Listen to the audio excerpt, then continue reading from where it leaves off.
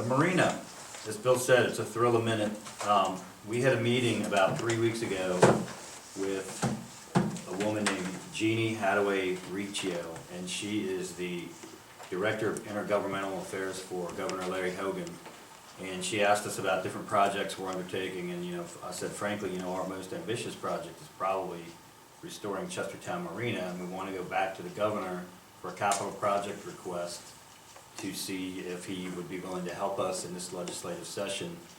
And I said, well, when should we send this in? Would it be a good idea? And she said, you should send it in right now. So that was, of course, Friday.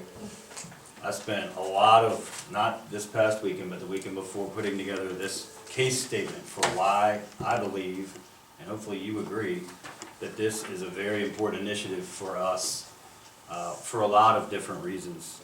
So this document, capital project request for the revitalization of Chestertown Marina, was mailed to Governor Hogan's office. I also sent a copy to Ms. Riccio. We mailed it off on December 1st.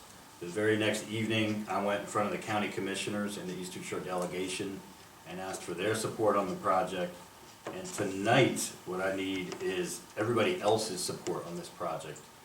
I believe that we are simply going to keep getting ignored if we don't show in no uncertain terms that this project has broad-based community support. So what I would like to initiate tonight is a public letter writing campaign so that any citizen, any business owner, any boat owner, any county resident that thinks this is important for the future of this town and Kent County can help us by writing a letter of support in favor of this ask. We are asking for $1.5 million from the governor's capital budget. If awarded, those funds would likely be used not this winter, but next winter to complete as many of the waterside repairs that we can get done with that amount of money. We think that if we got anywhere near that amount, it could go a really long way to replacing the docks and the bulkheads, which is where repairs are most urgently needed. So I really want people to think about why this is important. So if you're a business in downtown Chestertown and you had a really nice weekend during downrigging weekend, you are directly linked to wanting this to be done, because downrigging doesn't happen without a nice marina. If you are in one of the dozens of nonprofits that benefits tremendously from the Chestertown Tea Party Festival, and it's your biggest fundraising day of the year, you should be in favor of revitalizing this marina, because the reenactment doesn't happen without a nice marina.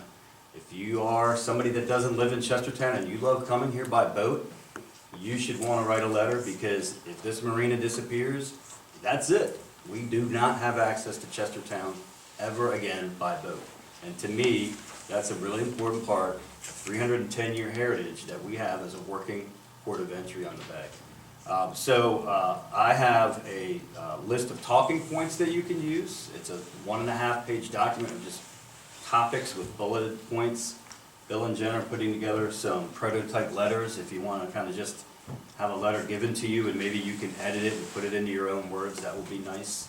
I'm going to be meeting with citizens that have already said they'd be willing to help me to target certain business owners and individuals, county commissioners on down the line. And I hope that by our next meeting on December 21st, time is really critical here because all these budget decisions are actually happening right now. I want to mail at least 100 support letters to the governor by 2 weeks from today. You don't want us to mail them directly, you want... I think what would be best is if, that's a great question.